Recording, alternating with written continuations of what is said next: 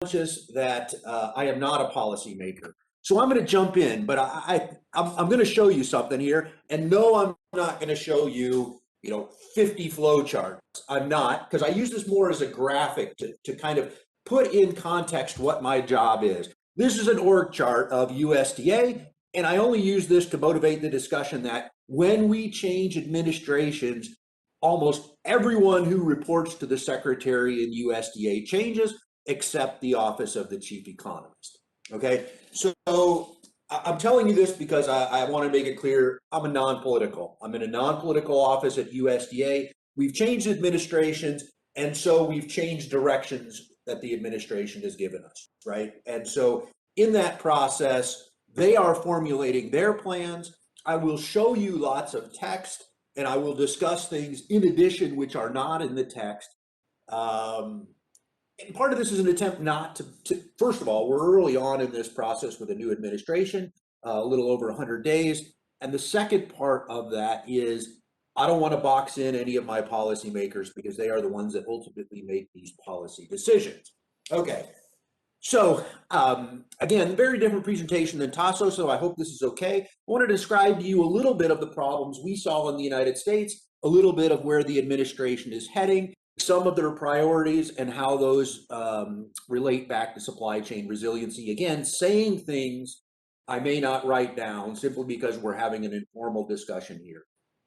Okay, so you all know this, but I want to review this a little bit in terms of the United States. We went through a period of, many of my expectations of what might happen in a pandemic, I got some of the outcomes right, but often for the totally wrong reasons. Yes, I anticipated that livestock prices in 2020 would contract quite a bit, but for totally the wrong reasons. Not because meat prices contracted as well, but because of issues with the supply chain. So, like a good economist, right answer, right end result for the wrong reasons. So, and in this, we saw a lot of consumer demand changes as well, too, supply disruptions, an actual increase in disposable income in the United States, and so this is one of the factors that we look back on and when we talk about our own supply chain resiliency.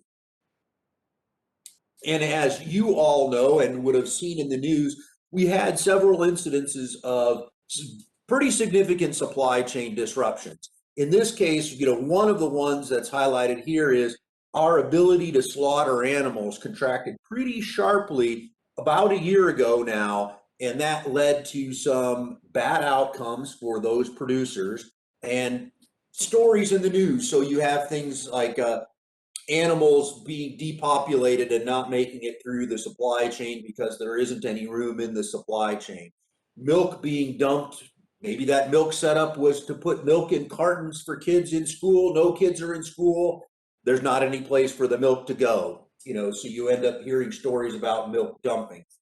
And as we go through this, I'll remind you, we're not out of these disruptions completely, but they tend to be different and they tend to be smaller. And when we look around the United States, we have problems with container shipments. So those big metal containers, we have problems with container shipments right now because the system wants those containers to go back overseas to Asia and come back with televisions.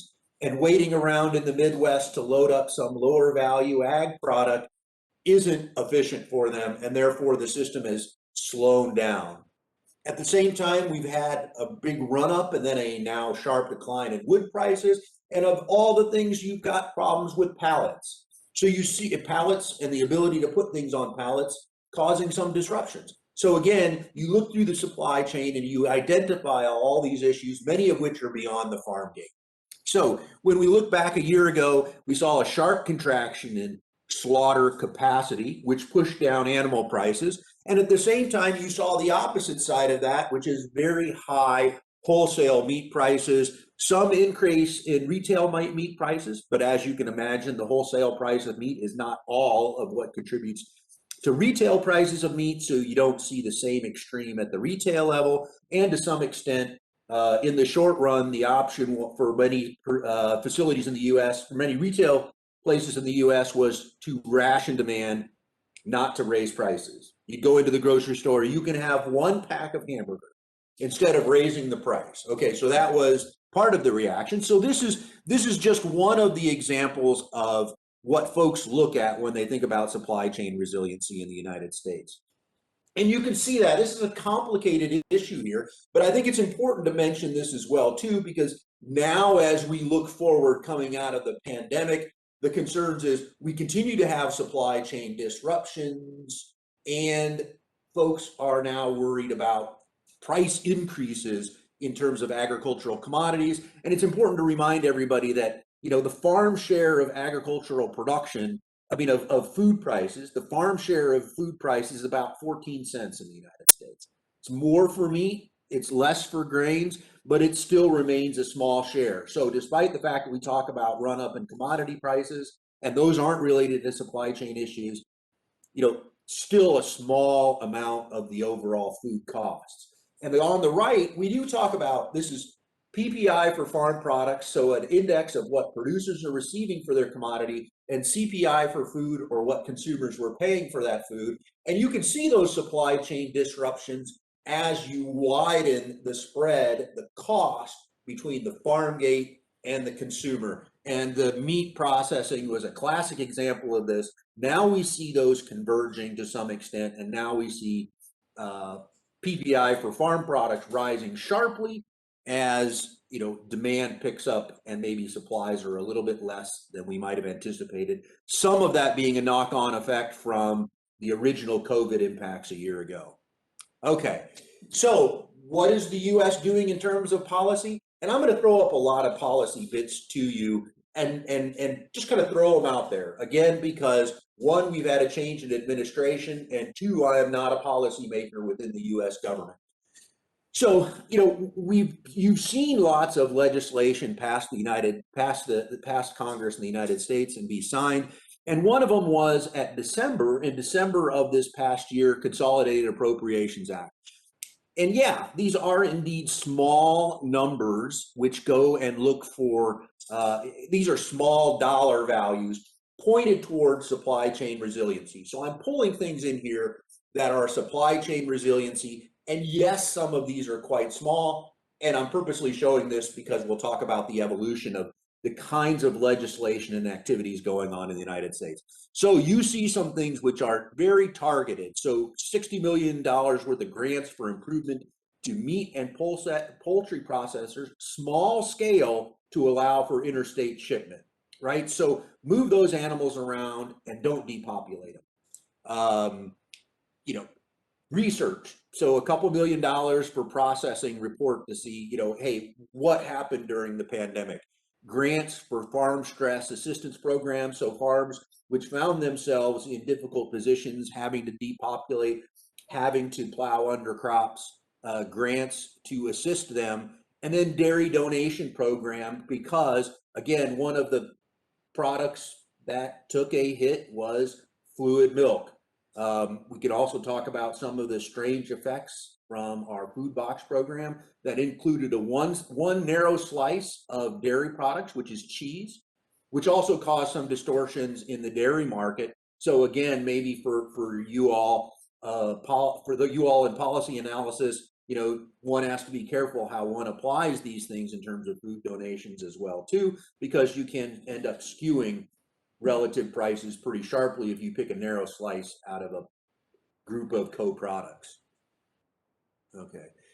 And I show you that because I show you this one, this is government payments to the farmers, right, at the farm level. And I show you this because, we had market facilitation payments. We have had these large ad hoc payments to producers.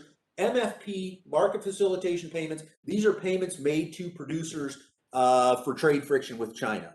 All right. And then we go on to producer payments related to COVID, CFAP, Coronavirus Food Assistance Program, Consolidated Appropriations Act. There are funds within these programs that end up at producers to pay to offset the adverse impacts from the supply chain disruptions. The reason I show you this one is because money continues to flow, but the money is flowing to a different location now, I would say. The weight is shifting from producers to supply chains, and in addressing concerns at the supply chains and trying to smooth out those issues.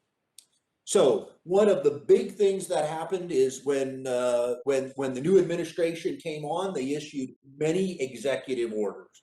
So this is an order which goes out and directs the administration, so folks like USDA, to examine specific issues that the White House has highlighted.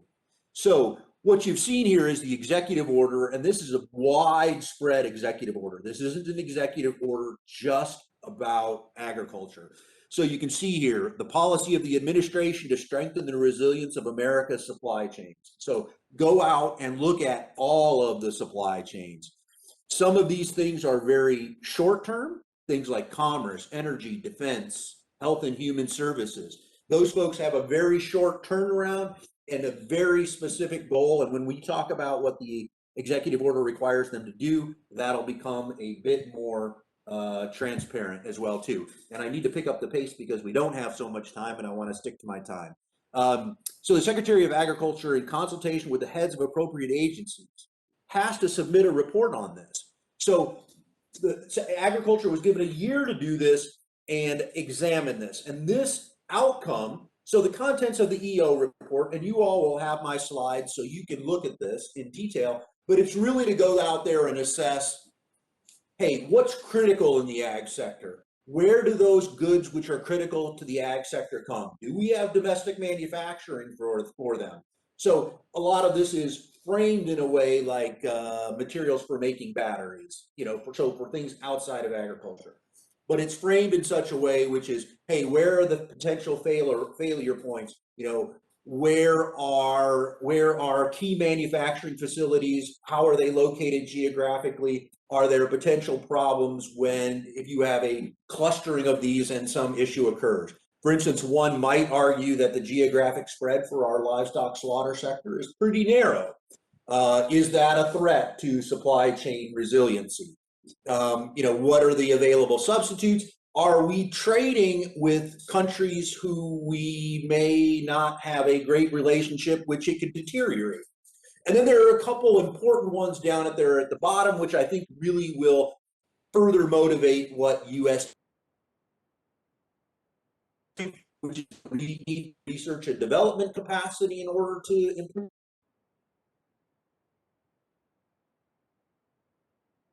So the EO says, go out and look at these things, come back and tell us what you find.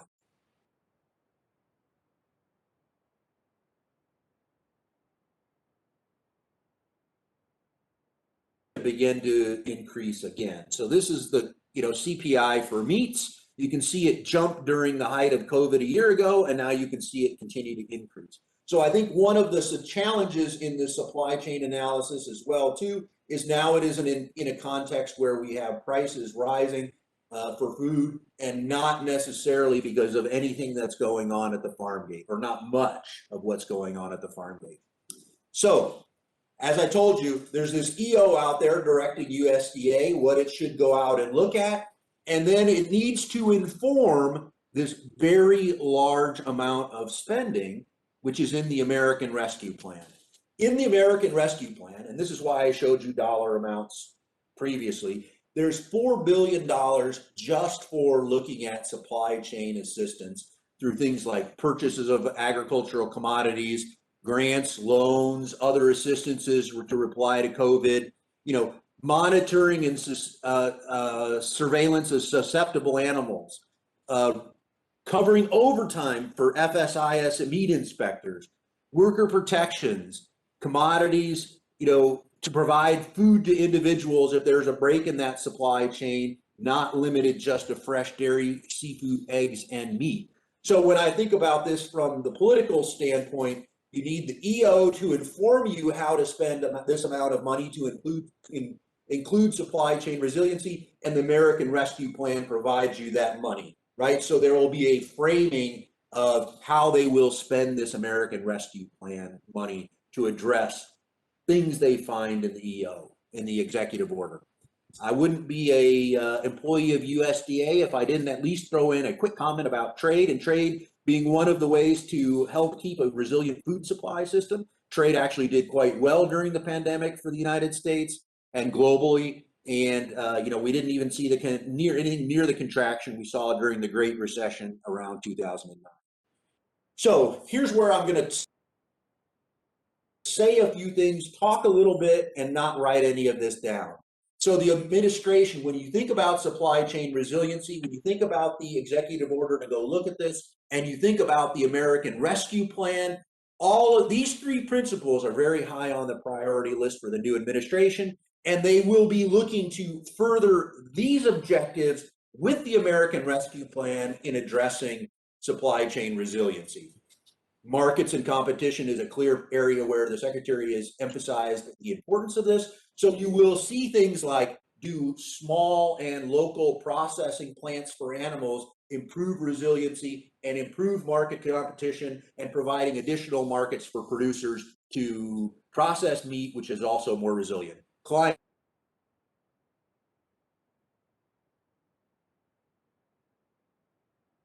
adds an extra source of uncertainty and risk to these supply chains. We need to address it. And then further on, another big priority of this administration, equity and inclusion, which means you need to reach this resiliency needs to reach out to all of the constituencies, particularly those constituencies who may be economically disadvantaged. And so there are a lot for the American Rescue Plan. So they will see large amounts of overlap between markets and competition and supply chain resiliency. And I expect policy formation to occur with large amounts of overlap. The same for climate and the same for equity and inclusion. So when you look at the results of the EO, that will be the motivating factor in some of those outcomes. I took up all my time.